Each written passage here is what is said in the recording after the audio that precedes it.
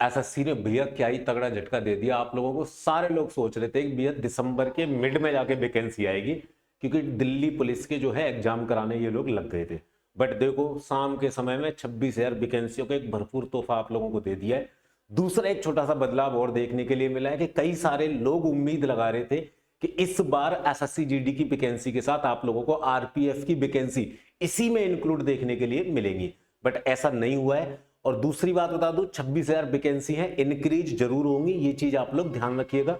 ये वैकेंसी लगभग 50,000 पे जाके पहुंचेगी। जैसा कि एसएससी का रिकॉर्ड है, हर बार कम वैकेंसी निकालता है, बट लंबे समय पे जाके कुछ समय बाद जाके वैकेंसी को क्या कर देता है, 15 एक दिन या 20 दिन बाद वैकेंसी इंक्रीज। तो इस बार भी वैकेंसी इंक्रीज होंगी, टेंशन मत लेना।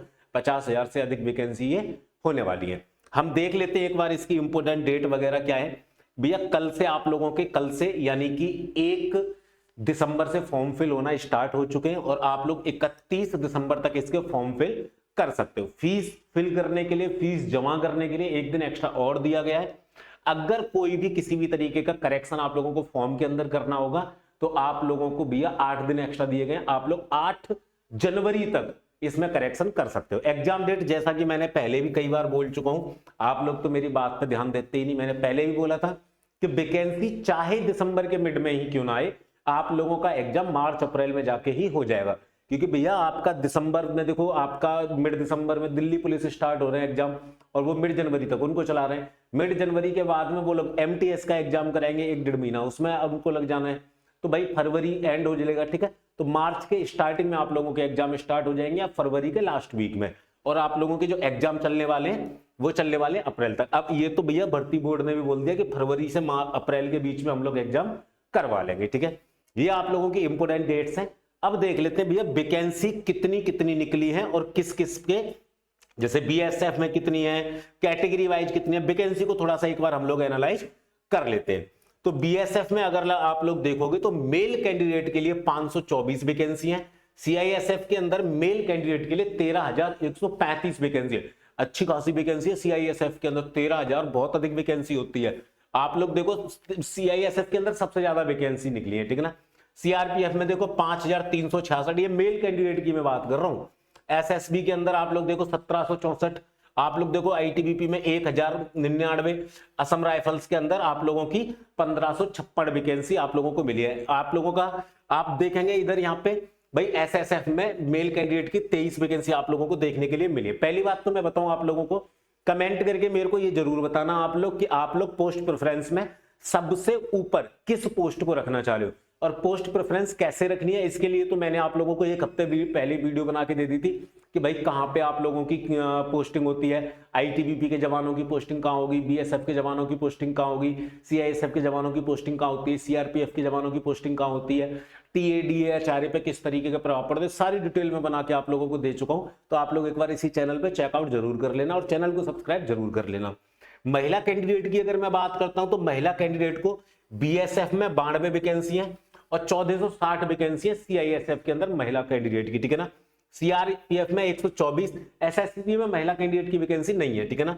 आईटीबीपी में 194, असम राइफल्स में 150 महिला कैंडिडेट के लिए है।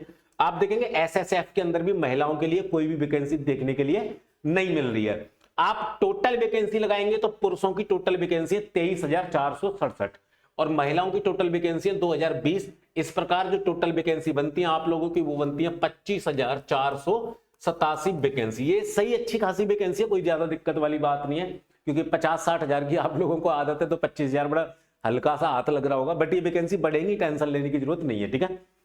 एज पे अगर आप बात करना चाहो तो भाई बेसिक तो एज का आप लोगों को पता है ही, ठीक है ना, कि जो बेसिक एज है भैया आप लोगों का जो 18 से 23 वर्ष रहना चाहिए, ठीक है ना। अब कई सारे बच्चे जब लास्ट वीडियो बनाई थी तो कमेंट कर रहे थे कि सर हमारा एज इतना तारीख है, इतना तारीख है, तो क्या हम फॉर्म फिल कर पाएंगे। तो बेटे सीधा सीधा बोल रखा है कि भाई आप लोग जीरो जो एज काउंट होगी ना वो काउंट होगी भैया आपकी 1 जनवरी 2026 से, ठीक है ना। आपकी जो एज है 1 जनवरी 2026 को काउंट होगी, ठीक है ना। इसका क्या मतलब हो जाता है कि मतलब कि यदि आप लोग 2 जनवरी, ठीक है ना, 2 जनवरी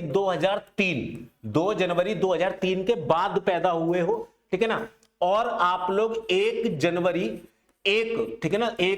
2008 के बीच में इन दोनों डेट के बीच में पैदा हुआ कैंडिडेट इस वैकेंसी का फॉर्म फिल कर सकता है, ठीक है ना। अगर आप लोग 2 जनवरी 2003 के बाद पैदा हुए हो और 1 जनवरी 2008 के पहले पैदा हुए तो आप लोग फॉर्म फिल कर सकते हो। तो अब इस मुझे नहीं लगता एज में किसी बच्चे को कोई प्रॉब्लम रहेगी, कमेंट करके बताना, फिर भी कोई दिक्कत हो तो मैं बताऊंगा, ठीक है ना। ये जो एज का क्राइटेरिया भैया 18 से 23 आप लोगों का दे रखा है। बाकी कैटेगरी वाइज आप लोग जानते हो छूट तो आप लोगों को मिलेगी, ठीक है ना। कैटेगरी वाइज जैसे एससी और एसटी वाले कैंडिडेट है उनको 5 साल की छूट मिलेगी, उनका एज का क्राइटेरिया 18 से 28 वर्ष रहने वाला है। जो ओबीसी वाले कैंडिडेट है उनको 3 साल की छूट मिलेगी, तो उनका जो क्राइटेरिया है 18 से 26 साल का रहने वाला है, ठीक है ना। एक्स सर्विसमैन को भी भैया 3 साल की छूट यहाँ पे मिलती है, ठीक है ना।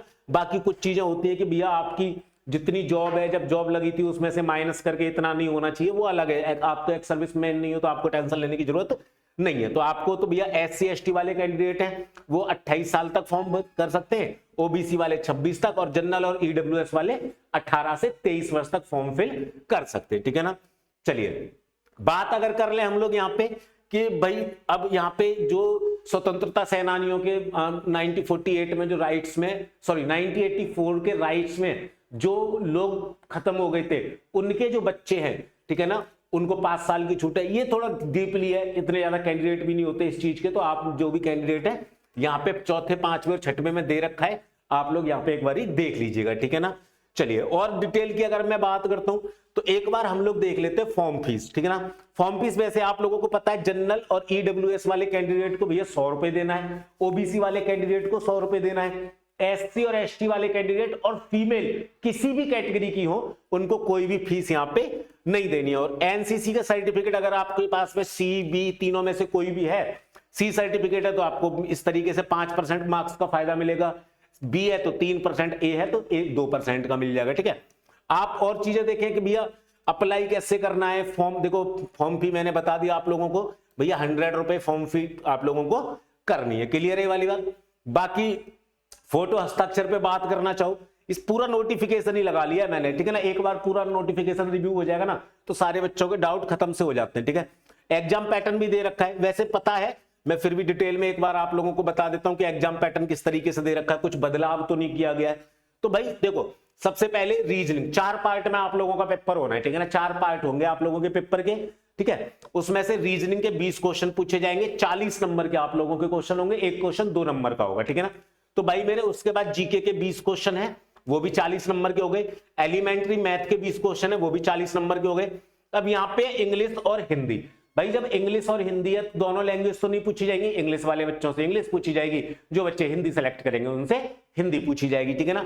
इंग्लिश पूछे चाहे हिंदी पूछे 20 क्वेश्चन आपको मिलेंगे और 40 नंबर के मिलेंगे, मतलब टोटल आप लोगों के 80 क्वेश्चन हो जाएंगे। आप लोगों के नंबर कितने हो जाएंगे, 160 हो जाएंगे।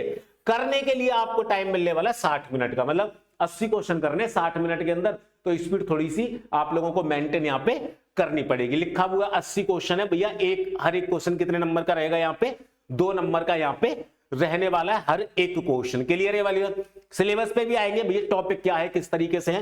पहले नेगेटिव मार्किंग पे एक बार बात हम लोग कर लेते हैं। तो नेगेटिव मार्किंग जो है वो किस तरीके से दे रखी है कि भाई आपकी जो नेगेटिव मार्किंग है वो कितनी रहेगी, 0.25 की रहेगी। अगर आप लोग एक गलत क्वेश्चन कर दिए हैं तो आप लोगों का 0.25 नंबर जो है वो काट लिया जाएगा। अगर आप लोग एक सही क्वेश्चन कर दिए तो आप लोगों को 2 नंबर दे दिए जाएंगे, क्लियर है।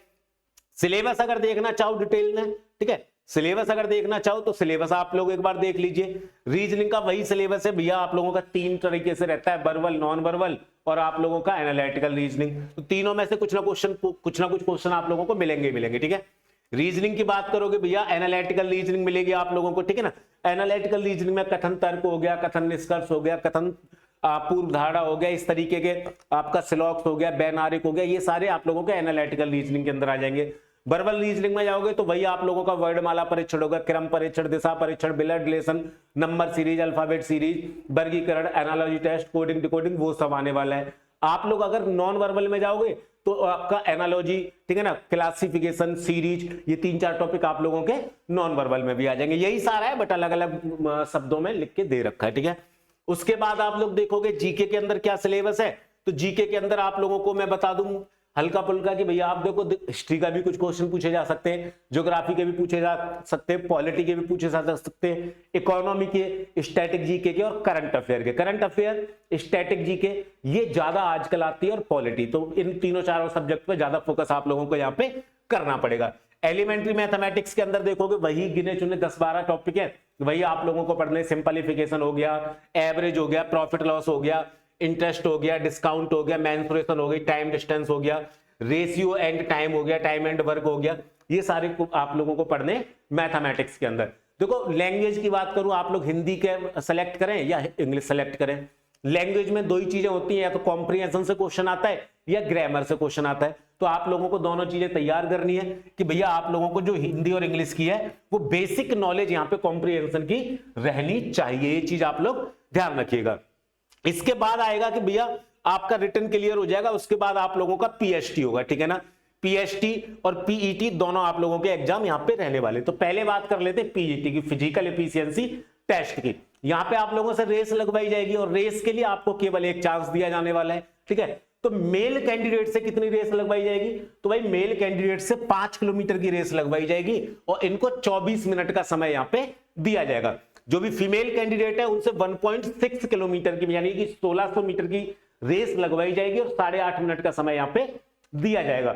रेस में जो है लद्दाख रीजन के जो मेल कैंडिडेट हैं उनसे 1.6 किलोमीटर की रेस लगवाई जाएगी 7 मिनट के अंदर, और लद्दाख रीजन के जो फीमेल कैंडिडेट हैं उनसे 800 मीटर की रेस लगवाई जाएगी और उसके लिए भी जो टाइम मिलेगा वो कितना मिलेगा, 5 मिनट का यहाँ पे मिलने वाला है। मैं पीएचटी की बात करूं, फिजिकल स्टैंडर्ड टेस्ट की, तो भैया यहाँ पे आप लोगों का हाइट वगैरह का रहने वाला है, ठीक है।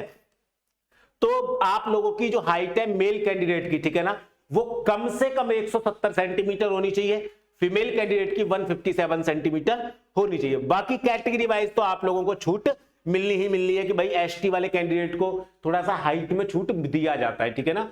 और आपको आप देखें लद्दाख रीजन वाले जो कैंडिडेट है उनको भी हाइट में थोड़ा सा छूट दिया जाता है, क्लियर है। बट चेस्ट की मैं बात कर लूं, चेस्ट आप लोगों का 80 सेंटीमीटर होना चाहिए और 5 सेंटीमीटर का तो एक्सपेंशन आप लोगों का होना ही होना चाहिए। जो बाकी एसटी वाले कैंडिडेट है उनका 76 सेंटीमीटर चेस्ट होना चाहिए, 5 सेंटीमीटर का एक्सपेंशन तो आप लोग किसी भी कैटेगरी के हो आप लोगों का होगा ही होगा, ठीक है ना।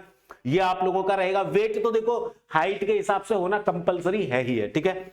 अब बाकी आप लोग देखें, ये सारी डिटेल्स जो है मैंने मोटा मोटी जितनी भी थी आप लोगों को बता दी है। आप लोगों को 2-3 कमेंट करके मेरे को बताना है कि भैया आप लोग कौन सी फोर्स को यहाँ पे पोस्ट प्रेफरेंस में सबसे ऊपर रखने वाले हैं, आप लोग किस स्टेट से फॉर्म भरने वाले हैं, किस तरीके से भरने वाले, सारी चीजें आप लोग एक बार कमेंट करके मेरे को बताइएगा।